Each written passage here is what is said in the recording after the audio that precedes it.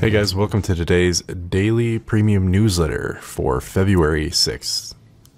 So, what a day for history. Today we watched a Tesla car be blasted into space, and the Commodity Futures Trading Commission, the CFTC, and the U.S. Securities and Exchange Commission, the SEC, testified before the Committee on Banking, Housing, and Urban Affairs in an open session that lasted about 2 hours.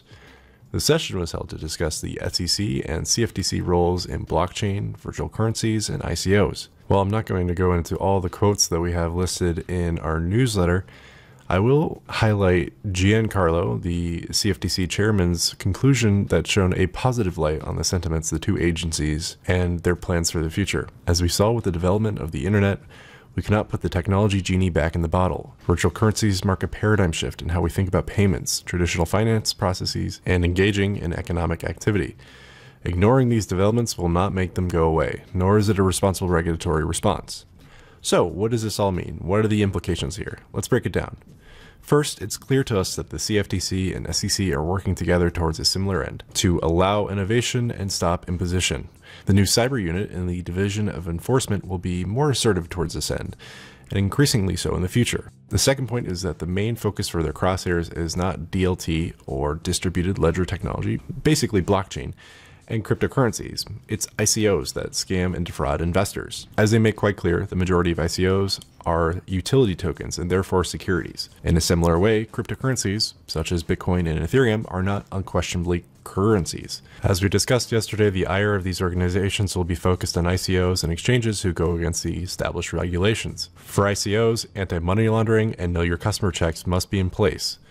The market itself is at the mercy of many different manipulating factors. All in all, it's clear to us the SEC and CFTC have the intention to protect legitimate investors while punishing those who defy securities laws.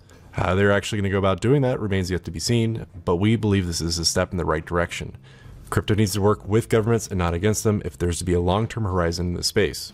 Quite simply, ICOs are illegal if they don't register with the SEC, which is made clear by the chairman stating that he does not oppose entities using ICOs to raise money, but they must do so legally. This may have the consequence of seeing a wave of established companies raising capital through legal channels such as SEC-approved ICOs. This is a brave new world for crypto that is unfolding. On one hand, cryptocurrencies must go a step further to tell their story and be able to rationally explain how their product works. Like many things, this process of change will be difficult and uncomfortable for an ecosystem used to operating like the Wild West. But look at what we stand to gain. Escaping the labels of scam and fraud and becoming a more legitimate space will open the doors to skeptics and the institutions. Yes, there will be some desertion of established ways, but that's how change occurs. The stakes are too high. The path of crypto is one of freedom and regulation. It'll be a very interesting new world that we build together. And with that, I'll turn it over to Doc. Hey guys, it's Doc for ReadySetCrypto. I just wanted to thank everybody again for showing up at last night's bear market webinar. If you didn't get a chance to attend last night, please know that it is in the premium home at the top of the website, and it's under the live classes. Please check it out if you haven't had a chance to do so yet. All right, top 10 crypto by market cap. We're going to start with mighty Bitcoin. We have not seen the flippening yet. So Ethereum has not taken over the throne in terms of market cap yet from Bitcoin. Could happen at some point in 2018, especially if platforms take off. I did get a lot of emails today from people saying, hey, look at that. It's a green candle. It's the reversal. This is the bottom we've been looking for. Well, folks, I wish I was that optimistic. I am not yet. The reason for that is I am just not seeing any capitulation from this yet. It's just still this sort of death by 1,000 cuts. If we look at this on a smaller time frame chart, let's look, there's a 30-minute chart. Okay, a little bit of change in polarity, right? So a little bit of change in polarity. We see lower highs and lower lows coming along here, and then we see higher highs, higher lows, higher highs, higher lows. That's good. That's what we want to see. But what I'm telling you guys is that when we actually do get that capitulation bottom, it's going to look something more like the price falling off the table and then bouncing back like this. It'll be the most awesome thing you've ever seen if you watch charts. Now, I could be totally wrong. The price can do whatever it wants to do. But this is not the type of bottom that sort of inspires the bearishness that we need to see. We need to get maximum bearishness. We need to get people on board here shorting Bitcoin with both hands, wrapping their arms around it and just shorting it. So whether or not it's in the futures markets or people with margin accounts, we need to get just complete short interest. We need to get people to give up on the fact that Bitcoin will bounce. And that will produce the conditions precisely what we're looking for. So again, nice start. You know, it gets the gold star for effort, but I am not impressed yet. So let's go back to the daily chart. Let's quickly go through our top 10 crypto. So that's Bitcoin. Again, we've gone all the way down here, and I think we've just about tested the November lows, which is important. Remember those November lows that seemed like such a strong sell-off at the time. So that was somewhere around 5,600. It was around 5,600, and today we've bottomed out. Let's see, the low is about 5,920. So not quite got there yet. Probably would help to actually undercut that level. Again, the chances of reversal increase dramatically if there's a lot of pain involved with that. Okay, so that's Bitcoin. Here's Ethereum. Ethereum has had a really difficult couple of days. This was doing so well up to this point, and then when it broke through that trend line a few days ago, that's when it printed a lower high, and that's not so good. So we can see a little bit more detail here if we actually go out to the weekly chart. And the weekly chart is actually showing that lower high, lower low. But right now, again, it could be doing a lot worse. Ethereum has been relatively strong lately. I do expect it to be amongst the few that really get up and get going once we start to get the recovery. So Ethereum should be a market leader when the rest of the market starts to move. Here is Ripple. Ripple is just sort of grinding lower is about the best way to put it. So this is, again, death by 1,000 cuts. Everybody trying to buy the dip and getting flushed out. Buying the dip and getting flushed out again and again repeatedly.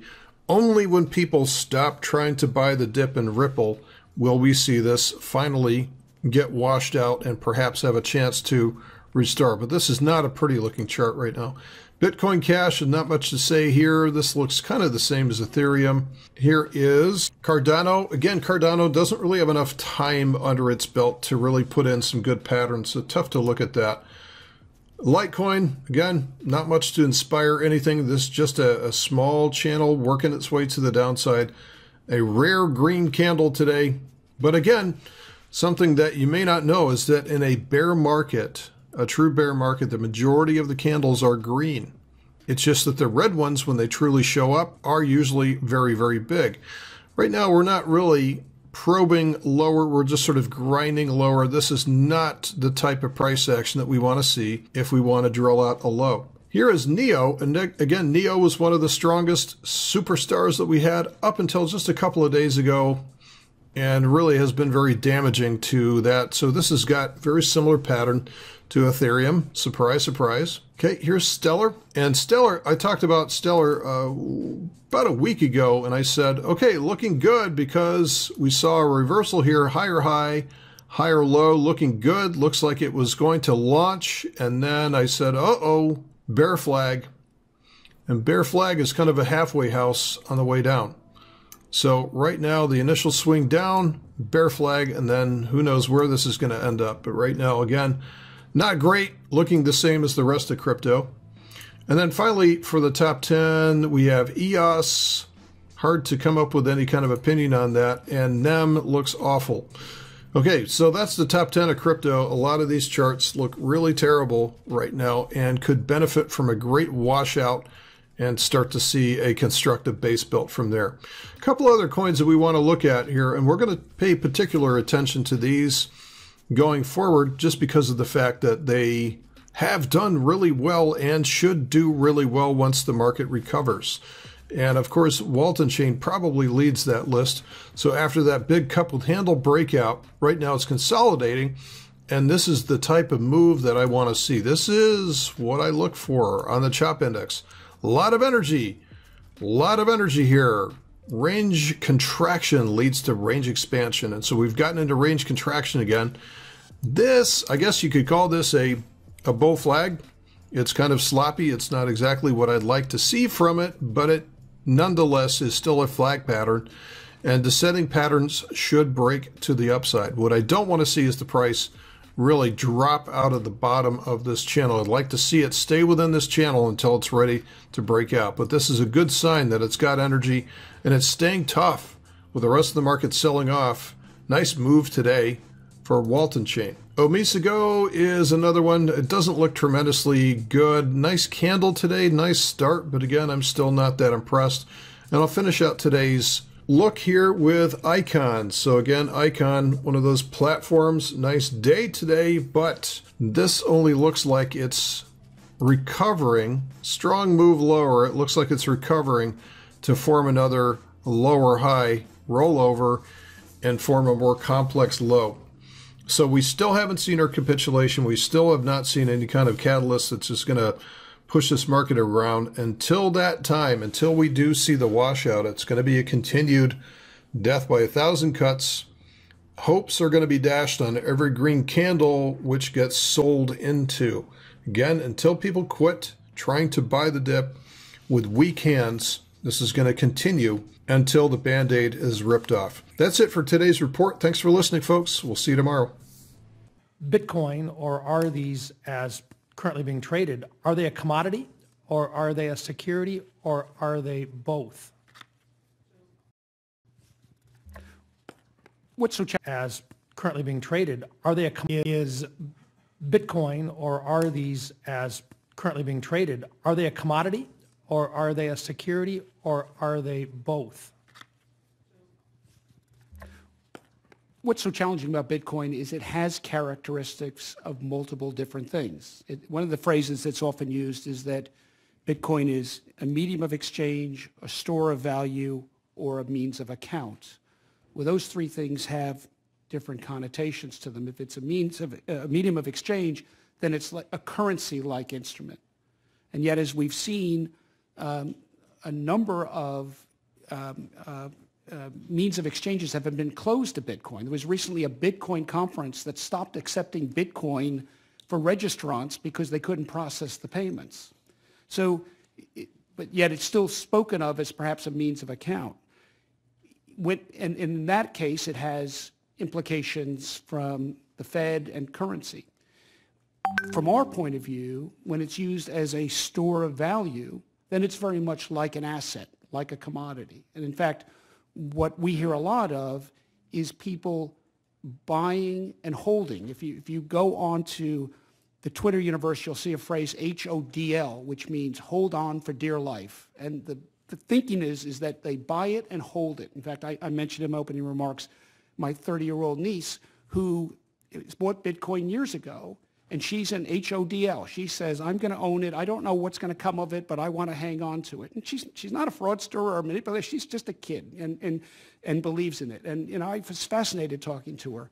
And I think she represents a lot of folks that think there's something in this, I want to hold on to it. And so in that regard, from our point of view, it's a commodity. And if there's a derivative on that, we regulate it.